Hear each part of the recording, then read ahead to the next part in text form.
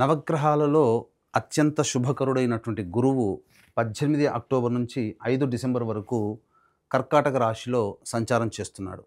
కాబట్టి మేషరాశిలో జన్మించినటువంటి వారికి ఈ గురుగ్రహ మార్పుతో పాటుగా రవిగ్రహ మార్పు, కుజగ్రహ మార్పు కూడా జీవితంలో కొన్ని శుభ అశుభ యోగాల్ని కలగచేసేటువంటి అవకాశం ఉంది.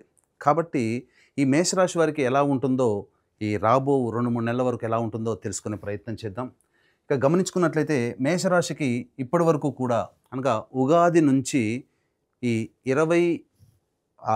17 అక్టోబర్ వరకు కూడా గురువు మిథున రాశిలో సంచారం చేస్తూ దుస్థాన స్థితిలో ఉండటం వలన కొన్ని ఇబ్బందికర పరిస్థితులు అనేటువంటివి ఏర్పడడం జరిగింది. అనవసరమైనటువంటి ఖర్చులు, ప్రయాణాలు, ఇతరుల వల్ల మోసపోవడం లాంటివి ఇప్పటి వరకు జరిగాయి. అయితే గురుగ్రహ మార్పు ఇకనైనా బాగుంటుందా అని చెప్పి వీక్షించేటువంటి ప్రేక్షకుల్లో చాలామంది ఎదురు చూస్తుంటారు. అయితే ఈ గురువుకి అర్ధాష్టమ గురు ప్రభావము కొన్ని మార్పులు అనేటువంటివి ఏవి ఉండకపోయినప్పటికీ కొంత అనవసరమైనటువంటి చిక్కులు, వివాదాలు పెరిగేటువంటి అవకాశం ఉంటుంది. కాబట్టి ఒక రకంగా చూసుకున్నట్లయితే ఈ ప్రధానంగా ఈ గురుగ్రహ మార్పు మేషరాశి వారికి యాజ్ యూజువల్గా ఇంతకుముందు ఉన్నట్లుగానే స్థితిగతులు అనేటువంటివి ఉంటాయి. అయితే మార్పు ఎలా ఉండబోతుంది? అర్ధాష్టమ గురు ప్రభావం వలన సాధారణంగా స్థిరాస్తులకి సంబంధించినటువంటి వ్యాలిడిటీ అయిపోతుంది. అంటే ఏమవుతుంది? లిక్విడేట్ చేసుకోవాల్సినటువంటి పరిస్థితి వస్తుంది. అలాగే వాహన కొనుగోలు, వాహన అమ్మకాలు, గృహ అమ్మకాలు ఇలాంటివి జరిగేటువంటి అవకాశాలు ఎక్కువగా గోచరమవుతున్నాయి. ముఖ్యంగా తల్లిగారి ఆరోగ్యం పట్ల శ్రద్ధ వహించాల్సినటువంటి పరిస్థితి. ఈ మేషరాశికి సంబంధించినటువంటి గురువు దుస్థాన స్థితి పొంది ఉన్నటువంటి కారణం చేత ప్రధానంగా ఆరోగ్యం పట్ల శ్రద్ధ వహించాల్సినటువంటి పరిస్థితి. ఎసిడిటీ, ఇండైజెషన్ ప్రాబ్లమ్స్ వాటితో ఇబ్బంది పడేటువంటి అవకాశము. అంతేకాకుండా ముఖ్యంగా ఈ గురుగ్రహ మార్పు వల్ల రాజ్య పదవిలో మార్పు, అంటే ఉద్యోగంలో మార్పు కానీ లేదా బదిలీలకు సంబంధించినటువంటి విషయాలు కానీ జరిగేటువంటి అవకాశం ఎక్కువగా గోచరమవుతుంది. ముఖ్యంగా ఖర్చులు కూడా ఎక్కువగా ఉంటాయి. అయితే ప్రధానంగా గమనించుకున్నట్లయితే ఈ యొక్క మేషరాశి వారికి ఆల్రెడీ వీళ్ళకి ఏలిన నాడిశని ప్రభావం అనేటువంటిది ప్రారంభమైంది. దీంతో పాటుగా గురువు ఇంకా అతిచారముతో ఈ 4వ రాశిలోకి ప్రవేశం చేస్తున్నటువంటి కారణం చేత కొన్ని ఇబ్బందికర పరిస్థితులు. కాబట్టి విద్యార్థులు చాలా కష్టపడితే తప్ప శుభ ఫలితాలు పొందలేనటువంటి పరిస్థితి. అంతేకాకుండా ప్రధానంగా చేస్తున్నటువంటి వృత్తి ఉద్యోగాల్లో మార్పుని కోరుకోవాలని అనుకుంటారు. కానీ ఎట్టి పరిస్థితుల్లో కూడా ఉద్యోగాలు మార్పుకి కొంత సమయం కేటాయించుకోండి. ఉన్న సమయం అనుకూలంగా లేదు. కాబట్టి మీరు చేస్తున్నటువంటి ఉద్యోగంలోనే సంతృప్తి పడేటువంటి అవకాశాన్ని పెంచుకొని కాలం కలిసి వచ్చినప్పుడు అప్పుడు మీరు మార్చుకునే అవకాశాన్ని మీరు ప్రయత్నం మొదలు పెట్టవచ్చు.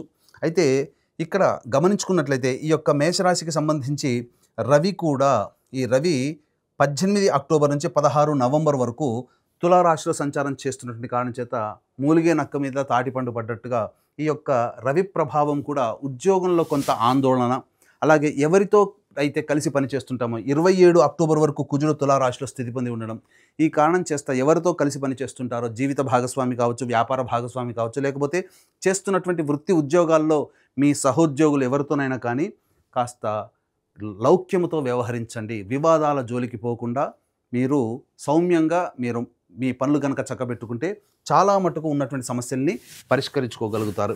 ఇక 16 నవంబర్ నుంచి 15 డిసెంబర్ మధ్యకాలంలో ఈ యొక్క పని ఒత్తిడి అనేటువంటిది రవి అష్టమ రాశి ప్రభావం వల్ల పని ఒత్తిడి అనేటువంటిది పెరిగే అవకాశం ఉంటుంది. అలాగే అష్టమ కుజ ప్రభావం కూడా వీటికి తోడై గురువు అనుగ్రహం లేకపోవడం, అష్టమ కుజ ప్రభావము, అలాగే రవి కూడా అష్టమ స్థానంలో ఉన్నటువంటి కారణం చేత అనారోగ్య సమస్యలు ప్రధానంగా 16 నవంబర్ నుంచి 15 డిసెంబర్ మధ్యకాలంలో ఎక్కువగా ఇబ్బంది పడేటువంటి అవకాశం ఉంటుంది.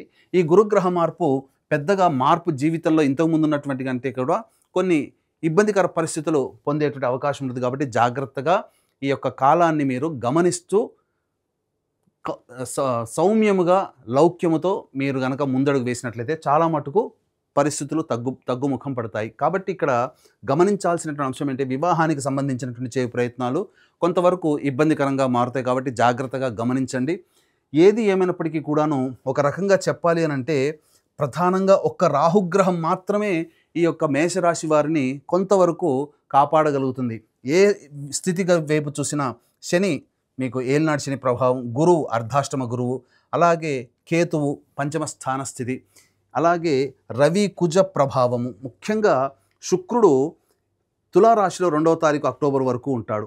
కాబట్టి ఈ శుక్రుడు ఎప్పుడు మారుతున్నాడు? 3వ తారీఖు నవంబర్ నుంచి మారుతున్నాడు. కాబట్టి 3వ తారీఖు నవంబర్ నుంచి మళ్ళీ 26వ తారీఖు నవంబర్ వరకు కూడా శుక్రుడు అష్టమ స్థాన స్థితి పొంది ఉన్నటువంటి కారణం చేత కొంత వెసులుబాటు, కొంత ఆనందకరమైనటువంటి జీవితాన్ని శుక్రగ్రహ ప్రభావంలో ఉంటుంది. దాని ప్రభావంలో విలువైనటువంటి వస్తువులు కానీ వస్త్రములు కానీ కొనుగోలు చేసే అవకాశం ఉంటుంది. సంఘంలో పేరు ప్రతిష్టల వరకు శుక్రగ్రహం ఒక్కటే మీకు అనుకూలంగా ఉంటుంది. చాలా మటుకు గ్రహాలు అనుకూలంగా లేని కారణం చేత కొత్త వ్యవహారాలందు వేలు పెట్టడం కానీ, కొత్త వ్యవహారాలందు మీరు ప్రయత్నాలు చేయడం కానీ, లేదా వ్యాపార విస్తరణ చేయడం కానీ, లేదా ఉద్యోగ మార్పుని కోరుకోవడం కానీ మీరు చేయకుండా ఉండండి.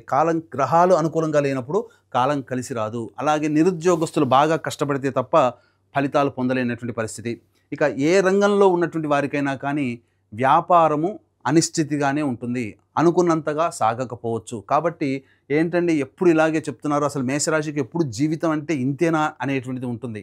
కానీ ప్రధానంగా ఇప్పుడు చెప్పినటువంటి సమస్యల కంటే ఇంకా మీరు కొంత సమస్యలు అధికంగాను, లేకపోతే సమస్యల శాతం తక్కువగా ఉంది అని అంటే మీ యొక్క జన్మజాతకంలో నడుస్తున్నటువంటి గ్రహ దశాంతర దశల ప్రభావాలు. కావున దగ్గరలోని మంచి ఉపాసనా పరులైనటువంటి జ్యోతిష్యుల్ని సంప్రదించి వారి సలహాలు సూచనలు పాటించినట్లయితే మరింత మెరుగైనటువంటి జీవితాన్ని పొందుతారని తెలియజేయవచ్చు. అలాగే ప్రధానంగా ఈ గురుగ్రహ మార్పుతో పాటుగా రవి కుజగ్రహ ప్రభావము, శనిగ్రహ ప్రభావం, కేతుగ్రహ ప్రభావం, ఇటువంటి మేజర్ ప్లానెట్స్ యొక్క ప్రభావం మీ జాతకాన్ని ఇన్ఫ్లుయెన్స్ చేస్తున్నటువంటి కారణం చేత దైవానుగ్రహం తప్పనిసరి.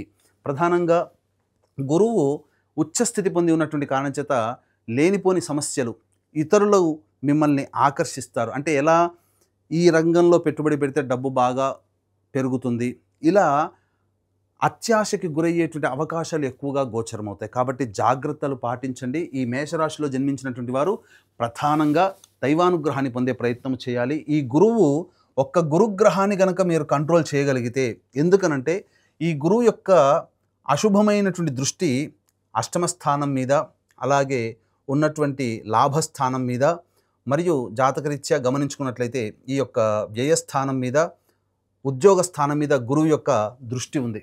కాబట్టి ఈ గురువు యొక్క అశుభ దృష్టిని శుభ దృష్టిగా మార్చుకోగలిగితే, దైవానుగ్రహాన్ని పొందే ప్రయత్నం కనుక చేసుకుంటే తప్పకుండా ఈ గురువు చాలా మటుకు కంట్రోల్ చేస్తాడు. అంటే చేస్తున్నటువంటి వృత్తి ఉద్యోగ వ్యాపారాల్లో టెన్షన్స్, ఒత్తిడి అనేటువంటిది లేకుండా చాలా మటుకు ఎదుటి వాళ్ళ సహాయ సహకారాలతో మీ పనులను పూర్తి చేసుకునే విధానంగా మీరు ఏ ప్రయత్నం ప్రారంభించినా ఆ యొక్క స్థితిగతి ఉంటుంది. అలాగే వ్యయస్థానం మీదుగా దృష్టి ఉన్నటువంటి మేషరాశి వారి కారణం చేత ప్రధానంగా అనవసరమైనటువంటి ఖర్చుల్ని మీ చేత చేయించకుండా గురుగ్రహం కాపాడగలుగుతుంది. ఇక అన్నిటికంటే ఈ గురుగ్రహం మార్పు ప్రభావం వలన ఆరోగ్య సంబంధమైనటువంటి సమస్యలు వస్తాయని చెప్పాం. కాబట్టి ఎందుకంటే గురువు పంచమ దృష్టితో అష్టమ స్థానాన్ని వీక్షిస్తున్నటువంటి కారణం చేత, ఈ కారణం చేత వచ్చేటువంటి అనారోగ్య, ఉద్యోగ, ఆర్థిక సమస్యల నుంచి బయటపడడానికి మీకు మార్గము గురువు యొక్క అశుభ దృష్టి నుంచి శుభ దృష్టిగా మారే అవకాశం కలుగుతుంది. కాబట్టి ఇట్టి గురువు యొక్క అశుభ దృష్టి నుంచి శుభ దృష్టిగా మారాలనేటువంటి సదుద్దేశంతో మన పీఠం ఆధ్వర్యంలో ఈ యొక్క 18 అక్టోబర్ నుంచి 5 డిసెంబర్ వరకు 3 పర్వదినాలు సంపూర్ణంగా వస్తున్నాయి. అంటే 5 నవంబర్ రోజున కార్తీక పౌర్ణమి సుప్రసిద్ధ కాశీ క్షేత్రంలో, అలాగే 20 నవంబర్ కార్తీక అమావాస్య శ్రీశైల క్షేత్రంలో, అలాగే 5 డిసెంబర్ 4 డిసెంబర్ మార్గశిర పౌర్ణమి ఆ రోజున దత్తక్షేత్రంలో సర్వదోష నివారణ పూజలు, హోమాలు జరిపించి శక్తిపాతం చేసినటువంటి మాలని మీకు ఇవ్వడం జరుగుతుంది. అవకాశం ఉన్న వాళ్ళు కార్యక్రమ తదనంతరం కాంటాక్ట్ చేసి మీ గోత్రనామాలు నమోదు చేసుకోవచ్చు. ఏది ఏమైనప్పటికీ కూడాను ఇంతకు ముందు వలె సమస్యలు ఉంటాయి, సమస్యల శాతం కొంత పెరిగే అవకాశం ఉంటుంది. కాబట్టి ఈ గురుగ్రహం మార్పు వల్ల మేషరాశిలో జన్మించినటువంటి వారికి ఊహించినటువంటి ఫలితాలు అనేటువంటి శుభ ఫలితాలు కలగాలి అంటే దైవానుగ్రహం తప్పనిసరి. కాలం కలిసి రానప్పుడు మళ్ళీ చెప్తున్నానండి, మేషరాశిలో జన్మించిన వాళ్ళు అధైర్యపడకూడదు, అశాంతికి లోను కాకూడదు. గ్రహాలు అనుకూలంగా లేనప్పుడు మనకు ప్రధానంగా అనుకూలత లేని సమయంలో మనం తగ్గి ఉండమని మనకు శాస్త్రం చెప్పబడి ఉంటుంది. కాబట్టి ఎటువంటి గొప్ప పెద్ద ప్రయత్నాలు, మీ చేతిలో డబ్బును పోగొట్టుకుని విస్తరణ, వ్యాపార విస్తరణ ఇలాంటివి లోన్స్ దాకా వెళ్లకుండా ఉండడమే మనకు మేలు అనేటువంటి విషయాన్ని వీక్షించేటువంటి ప్రేక్షకులు గమనించాలి.